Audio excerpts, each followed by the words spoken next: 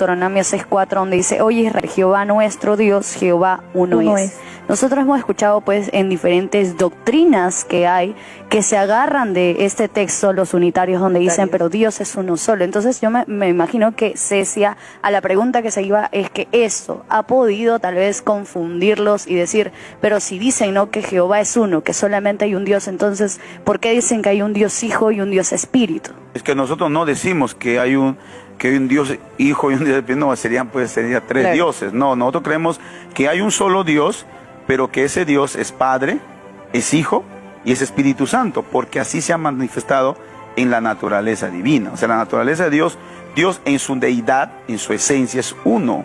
Por eso estamos viendo la unidad. ¿Cómo es esta unidad? Es una unidad compuesta, no es una unidad absoluta.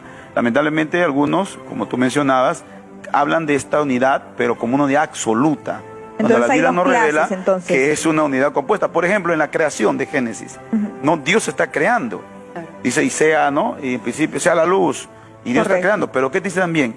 Que el Espíritu de Dios se movía sobre las aguas. Para poder entender el tema de lo que es una unidad absoluta y una unidad compuesta, no vemos que cuando Dios crea al hombre, le crea su ayuda idónea y le dice, ¿no? Dejará el hombre a su padre, a su madre, se unirá a su mujer y serán una sola carne. Estamos hablando de una unidad compuesta porque son dos.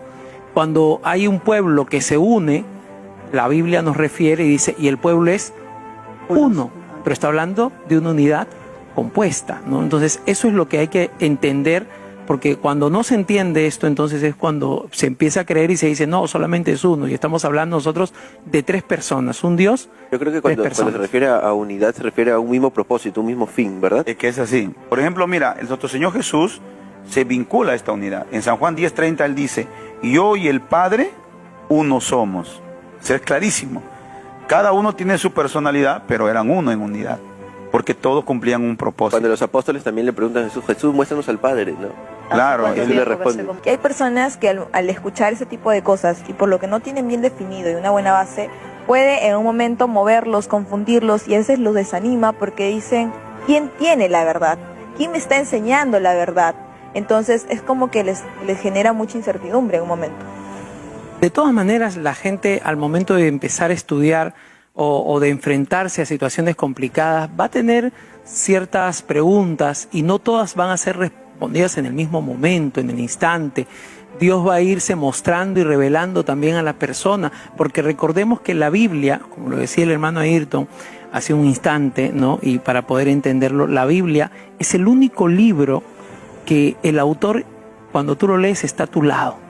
O sea, tú le pides y está a tu lado, porque otro autor de cualquier otro libro, para poder entender lo que estoy diciendo, cuando tú lees el libro, tienes que tratar de entender lo que él dijo. Correcto. Y como él no está, no sabes si estás interpretándolo bien. Pero cuando tú le pides a Dios y te sientas, tienes tú la certeza de saber que Dios te va a ayudar a comprender la palabra para que después no puedas ser engañado, para que no puedas ser de alguna manera burlado, sino que tengas el conocimiento de la palabra de Dios. Eso nosotros lo conocemos y es la iluminación para leer la palabra.